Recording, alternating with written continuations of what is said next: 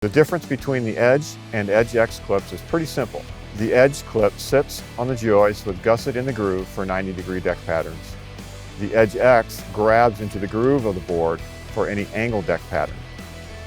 Both clips use a stainless steel gusset that holds the boards down when fastened, reducing lateral movement up to 88% stronger than leading manufacturer's clips. Uplift holding power is up to 50% stronger than leading manufacturer's clips. Not only stronger, the innovative design allows for top-down access for easy board replacement. How about butt joints? Got it covered. We always recommend double joists for any seam and a clip at each joist. Simply break the legs off your EDGE clips or use EDGEX clips for a secure end-to-end transition. Both come in 90 count for 50 square foot coverage, 450 count for 250 square foot of coverage, and 900 count, which covers 500 square feet. The 450 count is a new size offering for someone that's just doing one deck install. They can buy just what they need when they need it.